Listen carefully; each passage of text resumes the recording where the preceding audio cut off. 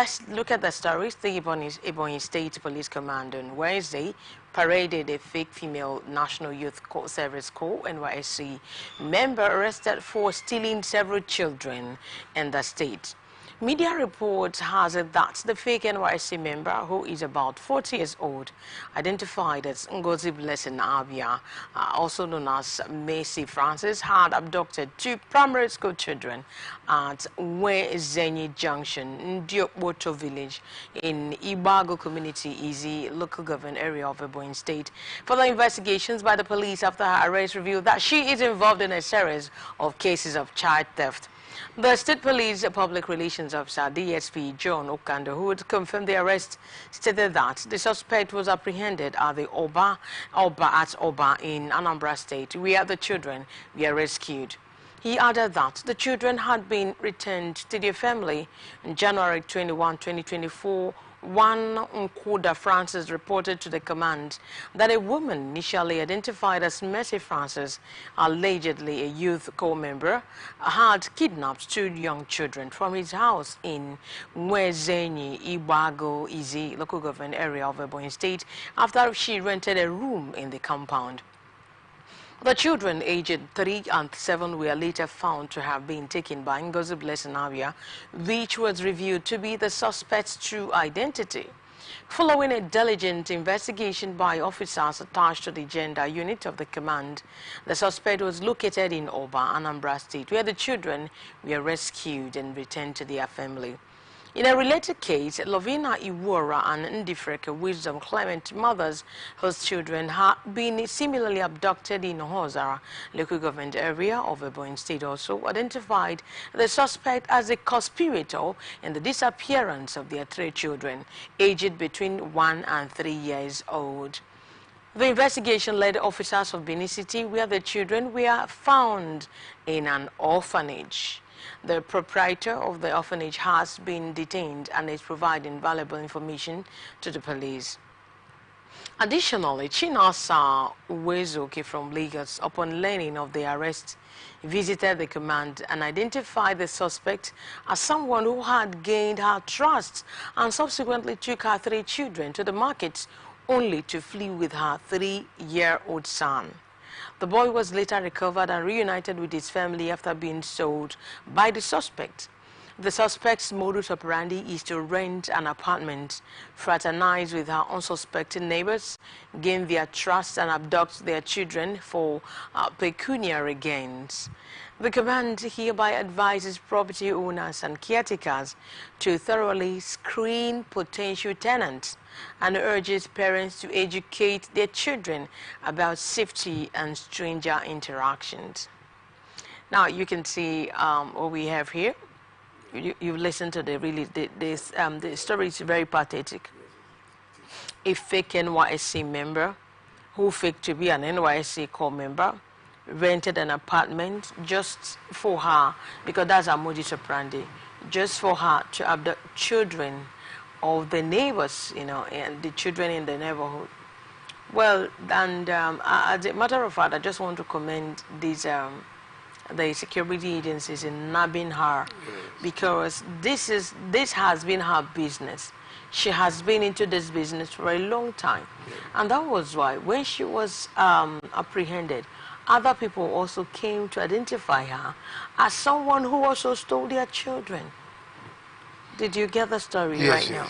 So I'm commending the security agencies for fishing her out, course, because this is really a food for thought. It's a very big lesson for parents in the neighborhood. I don't know your reactions to this story. Yes, I think the faking of NYSC and the military uniforms in various offenses has been on the prowl. But however, we're looking at the effect the crime is giving to our society. And what is the effect? The effect is that our children have become commodities. All right? It has become commodities as an option for what they did not know for. is actually a disappointment. We are highly disappointed by this development, and to say that that woman, that very woman, had been in this business for a very long time, as you mentioned, and she had a very close deal, as I may put it, with the orphanage home. That is why she was able to have money to rent a place, stay there, and then monitor the environment and know the target. You understand me? So that was how she has been living. I don't think she has a job. And that is why the orphanage home should be able to give detailed information on their relationship with that woman. Because this is a situation where we're talking about human trafficking is identical. It's too identical. If you look at the arrangement, because she takes the children, takes them to the orphanage home. What about those ones that we do not know about, that she has been doing on her own? You know, leading people astray and taking people to where they are not supposed to go, and then at the end of the day, they don't return. She don't return with such people. So I agree with their multiple offenses. Actually, yes, the multiple offenses are very clear that she has been in different. Yes, and she's been into this business. Yes, different activities that are very, very, very, very, very tragic and disastrous. So she should be prosecuted and made to face the law. And she also have gang. Yes. She must have people. Of course. Yes, no. That's what I say. There's a circle that is putting all those people, all the people are listening. And it's not only within the environment. Outside the environment she's staying, she should also expose where they are taking those children to, where she has been taking people to, so that this is to stop. And because if she refuses to give reliable information, then nothing will happen. But I trust the police. For them to have arrested her means that they will also get valuable information and make sure that they track down all the suspects and let them stop this mess. Because taking children to go and mess up their life is not a good thing at all. Because we don't know where our future governors, our future presidents, our future local government chairmen and other lawmakers will come from. Maybe from either of them. And we don't know whom God will use to bless us. So why should we eliminate them? They are the futures of Nigeria. They should stay and take over from us.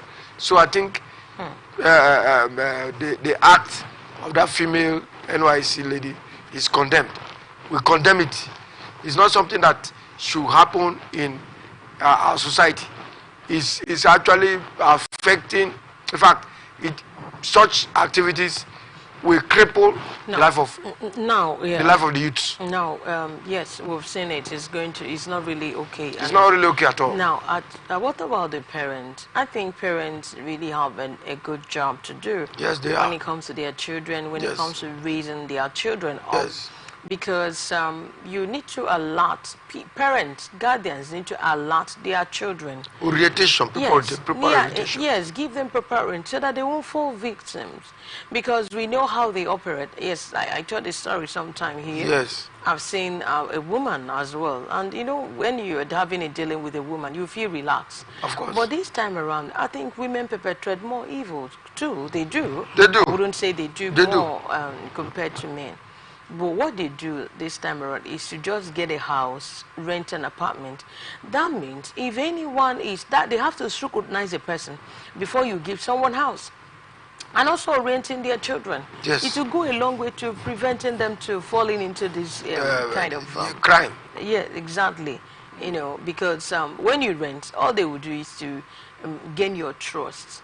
Of course. You know, they will make it easy for you to gain their trust, associate with you, buy the children gift items, visit their parents. Exactly. You know. So, but then during interaction, you need to find out who is who. Before even landlords also had to be very careful. Yes. With who they rent apartments, because Once they nab the person, the person may also be involved in one or two ways or the other. Yes, I agree with you. I saw a woman, yes, that happened in Imo State in Awaka, when a woman came and rented an apartment, and she spent almost 6 months, and she was interacting with the children in the neighborhood, the parents, getting along with them, establishing ground, Yes. for her to getting more information from them. more information, and then she was targeting those children, the school children, like 7, 8, 9. So the woman abducted these children from their parents. She was living in their house. Yes. So they felt so free, leaving their house for the woman, thinking, yes, that's exactly what happened. Yes, yes. And they got the children at Enugu State.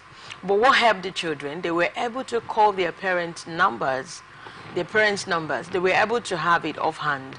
So when the police were interrogating them, they were able to call them. That's how they were rescued. From a woman who is living, in fact, they are tenants in the neighborhood. I myself, I saw the woman. It's terrible. As at that time. It's terrible. So parents need to do a very good job. Sure. Guardians need to do a very good job. Yes. It mustn't be your biological child, not just your biological child, your son, your daughter, no. But you need work to do. Orient them. Be very careful how you interact with people, because you don't know who is who. That's why we say that you have to report any suspicious movement in your neighborhood. All right. Do you have any other thing to say before we go to Edo State? I think what I want to actually state very clearly is that most times we see these things happen because of poverty. Yeah. We see these things happen because of lack of job. We see this happen because of lack of empowerment. Such people should engage themselves in meaningful ventures. Okay. And stop these activities, because it's not do them any good. Because one, either it will take your life, it will land you to jail. Exactly. But let me just come to think about it. If you do not have the natural propensity to commit a particular crime, you don't think someone like me cannot. There's no way abject poverty will make me to resort to crime, criminality. There is no way. Yeah, but there are some people who this thing runs in their blood. Yes, it is. No matter how much they have, no matter how their parents are supporting them, they also want to do crime. There are some persons, they derive joy in doing crime. Yes, they do. I don't know what emboldens them. I think it's a spirit. Yeah, it's a spirit. Most of them is spiritual as well. When a spirit, we don't want to go into spiritual. We do not want to go into spiritual, but we just say it's a serious matter. It's a very serious matter, because we are just dealing we want to talk about it in the physical realm. Now, if you have that desire, I think a young man, go and learn trade. Go and learn a skill. Yes. If you're not educated, if you cannot get a job with your certificate, you just go and learn a skill. And it will help you. It will go a long way in helping you, saving your head, because this can really land you in jail. Yes. Than disturbing the peace of people. Exactly. And then your image as a woman, you know what it means. Men, they go to jail, it's convicts, they go there and come out. Man, it's so demeaning. Finding a beautiful woman who is supposed to be contributing meaningfully to the society. But then you're found doing stuff like this. Well, let's look at the stories coming from Idoguba and what the deputy governor says. He said, my coming in will make Ako Edo vote Obaseki's candidate. Remember, the deputy governor was sworn in very recently. So the newly sworn in deputy governor of Edo State, Godwin Omabayo, has said his appointment will serve as a boost for the people of Akoko Edo local government area to vote massively for the candidate of the People's Democratic Party, PDP, Dr. Asue Eodalo. He said this in an interview on a national television monitored in Benin City, where he said he had already keyed into the developmental plans of Governor Godwin Obaseki, which he met on ground. Omabayo said his appointment was a good decision by Obaseki at the right time. His words, and I quote, "Edo State was created in 1991 and Akko Edo has not had its fair share of appointment into high political levels, except statutory ones like House of Assembly, Commissioner and all of that. It was in 2016 when the governor emerged for his first term that we had the chief of staff, and that has been the best shot. So the people of Akoko Edo are very grateful to the governor, and they are grateful to the Almighty God for them, and it is a pro-mass victory. They are so excited that all of these non-inclusiveness will be put to test. It doesn't matter whether it is a few months to the end of the administration. They are not bothered about that. They just want to compensate for subsequent elections, and they are saying that they are going to vote for Governor Obaseki's candidate. I already made a plan on the ground, and all I need is to flow along with it. For instance, he said the government is done with the Benin master plan. And he said, we are working on Edo Central and Edo North master plan. And I happen to be critical in that design even before now. And I said, for Edo North, we have a lot of natural resources, and we have illegal people coming to mine them, thus posing environmental hazards. We are incorporating the GIS system so that all of that will be captured, and more importantly, is to deliver a candidate for the September 2024 election. I am that with what the governor has done for our people. Now we get more than 80% of vote from Akoko Edo. Obaseki using placeholder to rule Akoko Edo vote. However, the president of Akoko Edo Development Union, Shegu Amodo, has said the appointment of Omabayo as deputy governor was a mere placeholder which would not give Akoko Edo and Edo North any developmental value in the remaining months of Governor Obaseki's administration. Amode said the people of Akoko Edo would not celebrate the appointment of Omabayo because Obaseki was only using it to seek vote from Akoko Edo in September 20 election. His words, Obaseki may have been tired of using roads to deceive Akoko Edo people each election season. In every election period, the governor will award our roads and bring bulldozers to the site after the elections. We'll not see the bulldozers again until after 4 years. Now he is using another style by appointing our son for a 5-month tenure as deputy governor. He knows our people are waiting for him to ask about the roads he awarded 8 years ago and 4 years ago. Our schools do not have teachers as we speak. Many of us are the ones employing and paying teachers in our schools in Akoko. He'll be deputy governor until November this year, which will not bring anything to Akoko Edo or Edo North. Now, did you just listen to that story? Because yes, if you listen to this story very well, very exciting. You notice that it's as if his blueprint or what he has in mind is for him to just come and deliver the candidate. Now, he said it clearly, you know. So I'm just wondering, is it what this whole politics is all about? Just coming to deliver, because this is the governor, so Obaseki's candidate. Yes. He's just coming in there. He's been appointed. Shaibu left. Philip Shaibu is no longer there. And now is him. Is it now just for him just to deliver that? And that's why some of them are saying it's so worrisome to the people. They say they are not going to celebrate because they just put him there for 5 months. They just put him there for a few months, you know, because this is another style of him coming to use their own son to make him a deputy governor in order for him to win his own candidate. Now, this is it. He has stated his position very clearly. So, as a journalist in that regard, what do you have to say? Is it what politics is all about? Actually, one would say politics the way it is is an opportunity. Okay. I would say what is people closer to government. Okay. That means to say they stand to benefit. All right? If they work harder. If they work harder, they stand to benefit. Because politics is all about struggle for power. And the struggle for power is a strategy that the government has worked. And they see the possibility that Omabayo will deliver. And also, if Obaseki is bringing any candidate, Omabayo may still continue as the deputy governor. It's possible. So they should take the possibility of understanding what politics is all about. Politics is an opportunity that if you utilize the opportunity very well, all right, it becomes useful to you and useful to your followers. So I want to say that Omabayo should take the responsibility to enlighten his people very well on the strength of his appointment. All right, because what we see from what he has said is that he is solidly behind Governor Basike. And that is what we are talking about Shaibu. That he didn't do his own work very well. All right, otherwise he wouldn't have stand the chance of facing such challenges and consequences.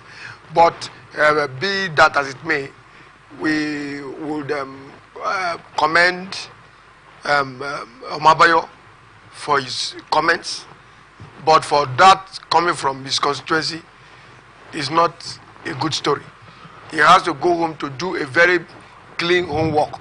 If he's sure or that his appointment would yield further results, and not only for the election alone, what is for the people, he should go and explain to the people the reason why he's there and what they will benefit more. Because the democracy is all about dividends. What are the dividends? The dividends should be mapped out. You know, the sharing formula should be made clear, so that if they are going to share three appointments in the various wards, they should also know what to do with it. So those are the things that they should know. Because what we are discussing here, of course, it's all about party politics. All right? Because it's all about party politics for the party. He came from the Labour Party. They brought him from the Labour Party. So you can see that it's not for the general election yet. It's for the arrangement of the party. So let's see what will unfold in the next couple of months. But what we know is that the election in Edo is going to be peaceful. It's going to be peaceful in the sense that what would have heated the politics has been gradually shaved away. And all what the people want is to constitute a government that will be peaceful. And I think it's from the onset that it started, it wanted to go negative, but now I think it's online to make peace, and it will be successful. The candidates keep to the rules and ensure that nothing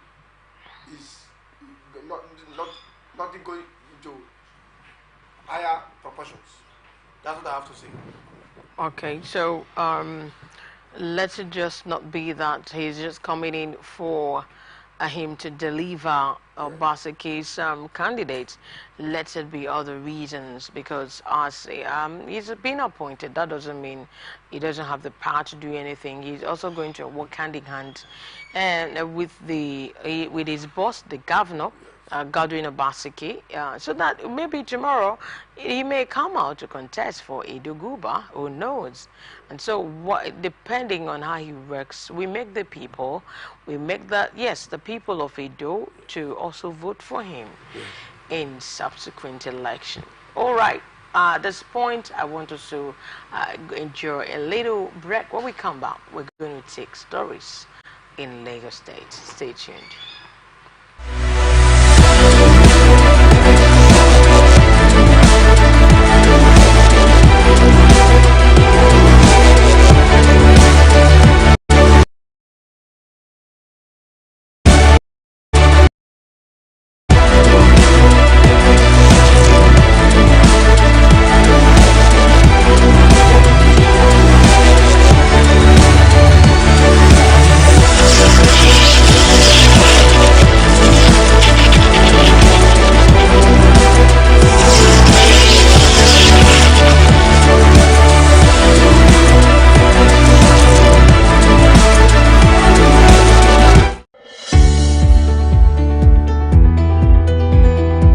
People into the country illegally. That is amazing. Honorable you human trafficker. Honorable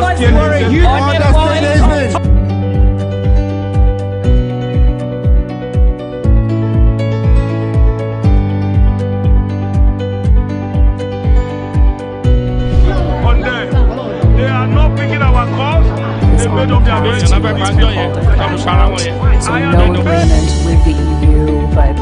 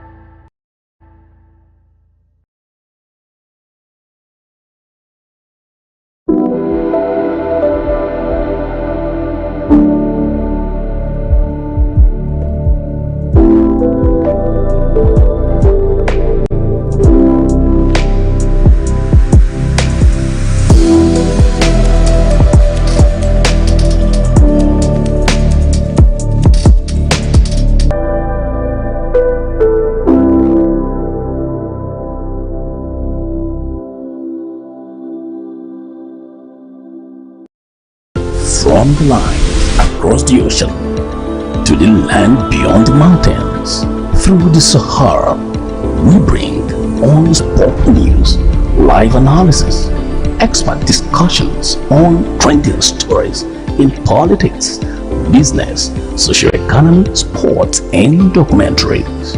So catch all the updates on the happenings around the globe. Stay focused on the fact today, only on ATN.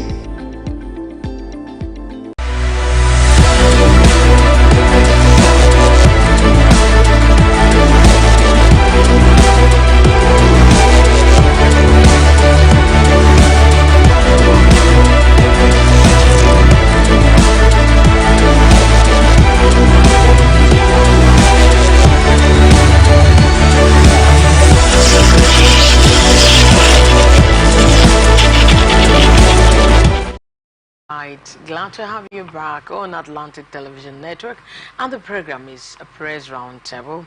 And now we're moving on to Lagos State. Lagos State, 2 passengers fall into lagoon in accident. An accident occurred in Lagos on Wednesday, resulting in 2 adults being thrown from an 18-seater bus into the Lagos lagoon, causing significant impact.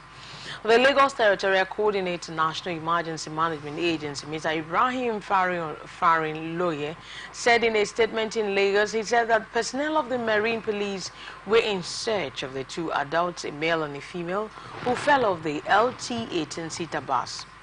Farin Loye told News Agency of Nigeria that the crash involving the bus with registration number FKJ872YA occurred by Adeni Adele Axis in Ward Lagos Island on 3rd Mainland Bridge.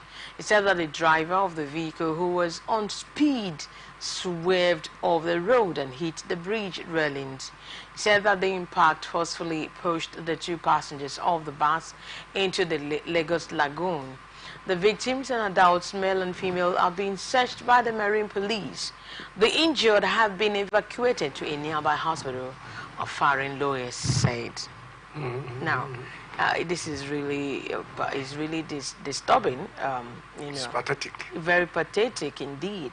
How these beautiful souls created by God lost their lives just like that in the Lagos Lagoon, and this is as a result of overspeeding. Yes. Yeah. When we tell motorists, we tell commuters on how to, ply on the road.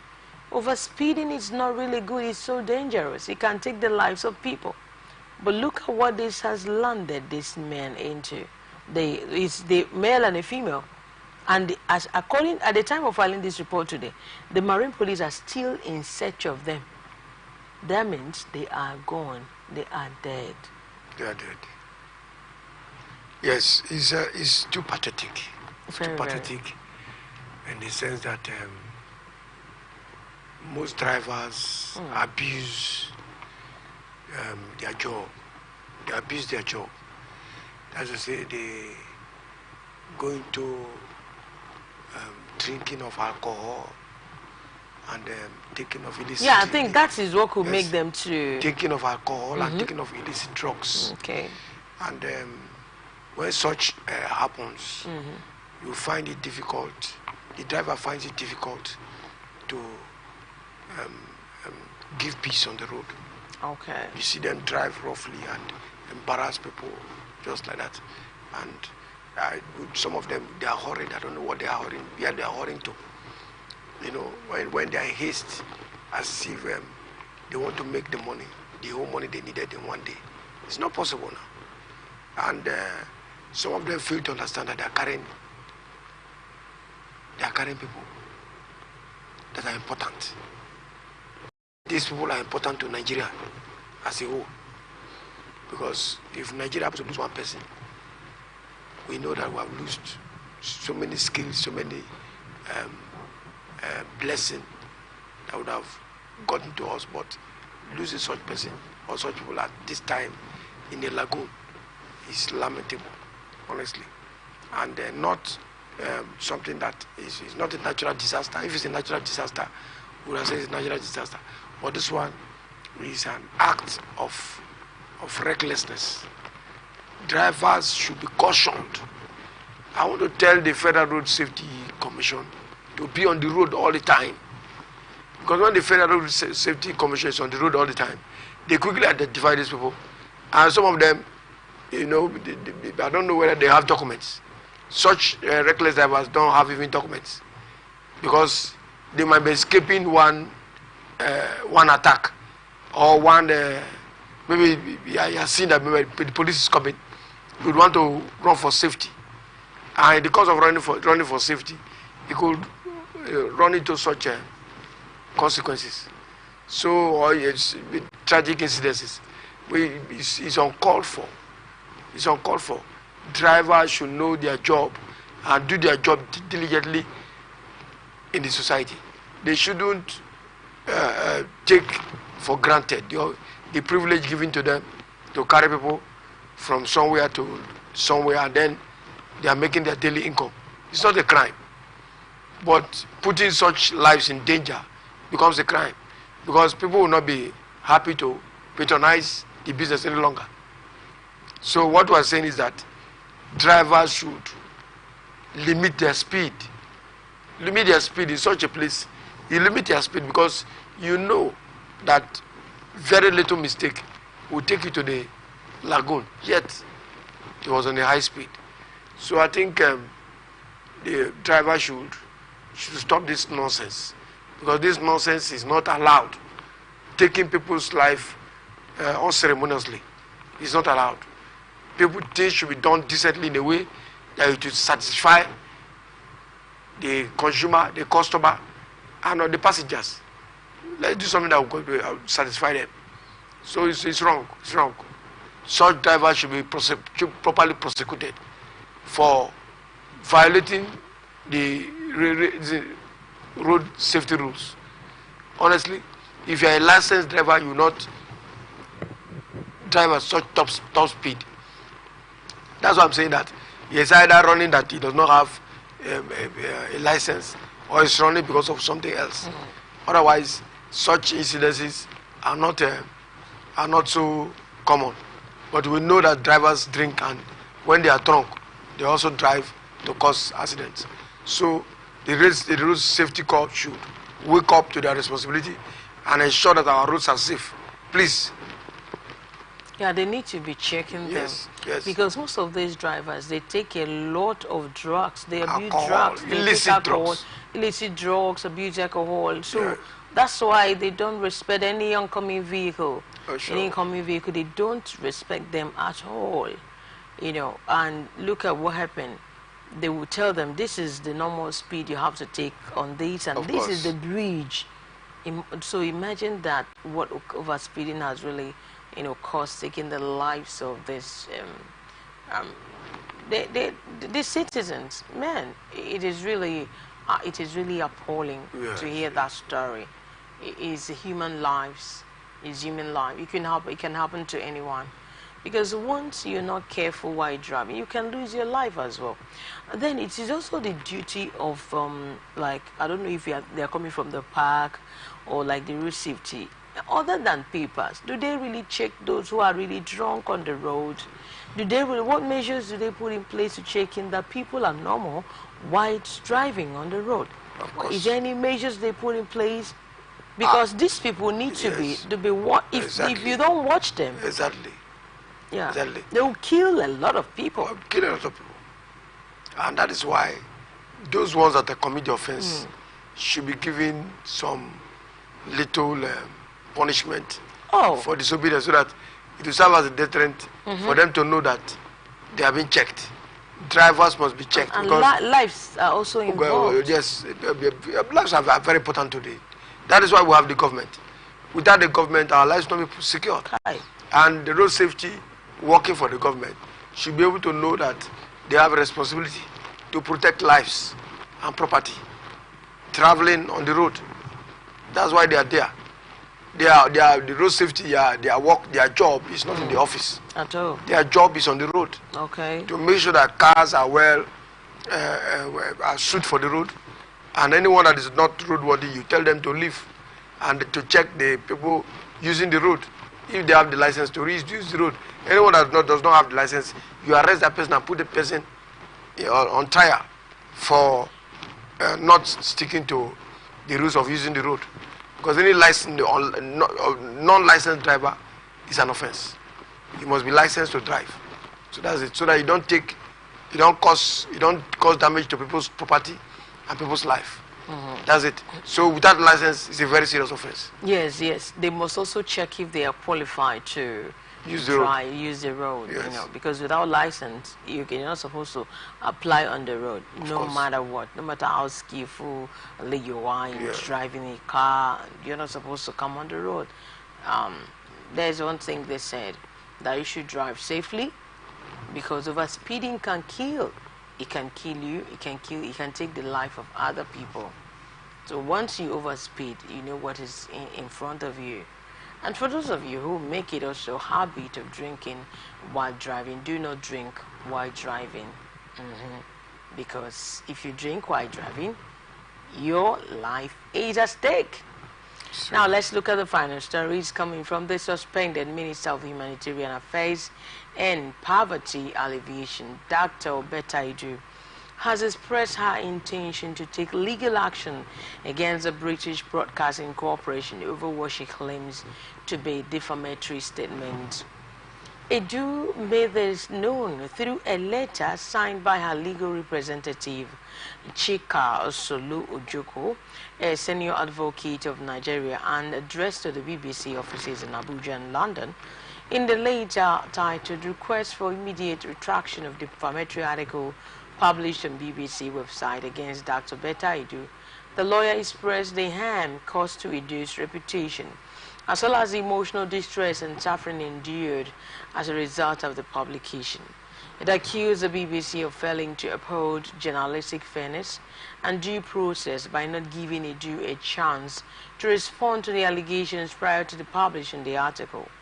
The letter read, "We write to express our deep concern regarding the recent article published by the BBC on its website titled Better Edu Probe, Nigeria recovery $24 million in poverty minister investigation EFCC. With the byline, Nigeria has recovered 30 billion naira as part of an ongoing corruption probe into a suspended minister, financial watchdog says. The aforesaid article, which presents information purporting to relate to an ongoing corruption probe into the activities of the Ministry of Humanitarian Affairs and Poverty Alleviation in Nigeria, is replete with innuendos and insinuations which suggest that 30 billion naira has been recovered in the course of the ongoing investigation by the Economic and Financial Crime Commission EFCC from our client, and that of 50 bank accounts connected with the recovered sums are linked to a client. Furthermore, your article proceeds to cast aspersions on our client by referencing her earlier suspension to allow for unfettered investigations. In the following terms: Humanitarian Affairs and Poverty Alleviation Minister Betta Edu was initially suspended in January over the alleged diversion of $640,000 of public money into a personal bank account. First and foremost, the language used in describing our client's purported involvement in the alleged corruption case suggests guilt without allowing for the presumption of innocence, which is fundamental in any fair and unbiased reporting. The reckless manner in which the article was crafted without providing our client with the opportunity to respond to the allegations before its wide publication is a clear breach of journalistic fairness and due process, and demonstrates a complete disregard for journalistic integrity and professionalism. Now, this has a concern with journalists. It has a concern with us. Okay, so we are now looking at it now.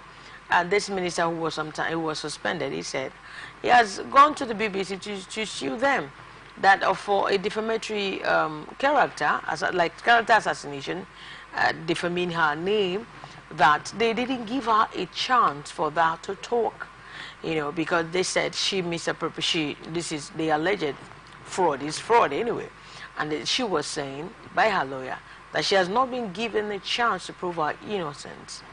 Now they are writing to the BBC, and looking at it, has a proper investigation been carried out on this matter? Because the proper investigation has to be carried out in this matter, they will know who is at fault. Or is it just coming to say he has already said, no, I am innocent, I did not take any money, I did not steal any money, I did not take any money from the government or whatsoever, so I am not guilty and you are guilty for publishing my name? Is that the matter? Or is it the matter that you want to set up the record straight, or what? Because BBC, I know BBC very well. Before they will carry out any information, they must make sure that they confirm the information to be true before airing. And it has to do, it's on our table now. So let's talk about it. Yes, actually, I will not talk for BBC. I will not talk for BBC. Okay. But I will talk as a journalist. Oh, good. That's what I'm saying. Yes. We're not I'll just talk on the trying subject, to side. yes. We're not just looking at it in its entirety. Exactly. And we're trying to look at the circumstances surrounding it. That's it. Before he now said, okay, why will you now not give me a chance for me to talk and to prove my innocence? Just a brief talk. Very well. I think they are talking about integrity and professionalism. Exactly. And that is to say, when a matter is objective, that is to say, there's no way you can say no. It's either say yes or no. All right? Now, in this case, if it's objective, all right, and the EFCC has made us understand that it's objective, that she had actually confessed and they got 30 billion. It's objective. Because on that strength, she was the person who revealed the information, all right, on herself, while they were making the investigation to give EFCC the information.